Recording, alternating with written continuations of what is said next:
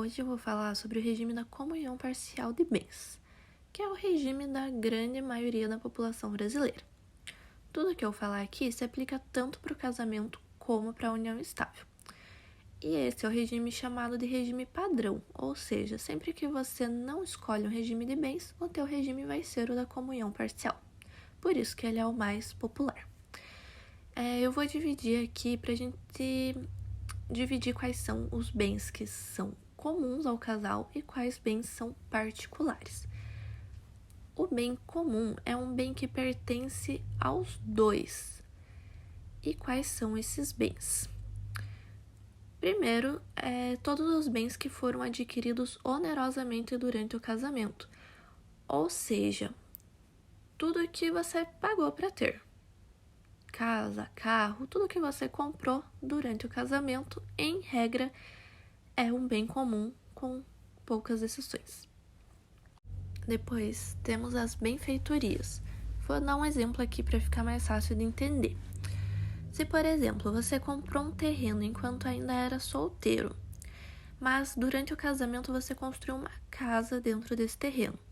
Então, apesar do terreno ser um bem particular, a casa vai ser um bem comum. Os frutos de um bem é um exemplo parecido com o do anterior. Se você tinha uma casa anterior ao casamento e durante o casamento você coloca essa casa para alugar, os aluguéis vão pertencer aos dois.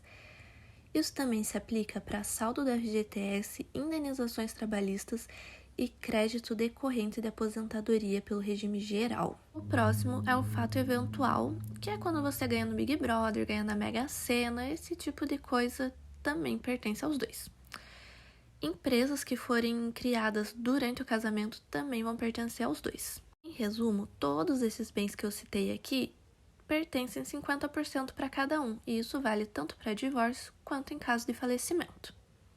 Agora eu vou explicar quais são os bens particulares.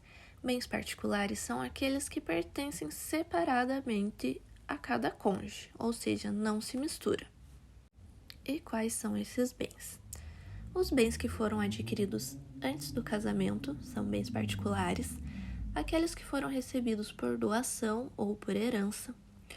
Os bens subrogados, que são aqueles que foram adquiridos através da venda de um bem particular. Por exemplo, você tinha uma casa que você comprou quando você ainda era solteiro. E durante o casamento você vende essa casa e adquire um outro bem, uma outra casa. Essa outra casa vai continuar sendo um bem particular, porque foi adquirido pela subrogação. É muito importante que conste essa situação na matrícula para que depois não tenha nenhum tipo de confusão. Outro tipo de bem particular são os bens de uso pessoal, mesmo que esses bens tenham um valor elevado, como joias, bolsas, roupas de grife, instrumentos profissionais, presentes também são bens particulares, e também as pensões e a previdência privada fechada. Todos esses bens que eu citei aqui na segunda parte, eles não são divididos no divórcio, que é de cada um, é de cada um. Diferente do falecimento, onde pode ser herdado, mas nesse caso o cônjuge não vai ter direito à metade.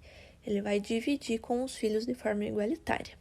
Como eu tenho certeza que alguém vai assistir esse vídeo e vai achar alguma coisa injusta, nesse caso você precisa fazer um contrato antes de casar para escolher outro regime de bens.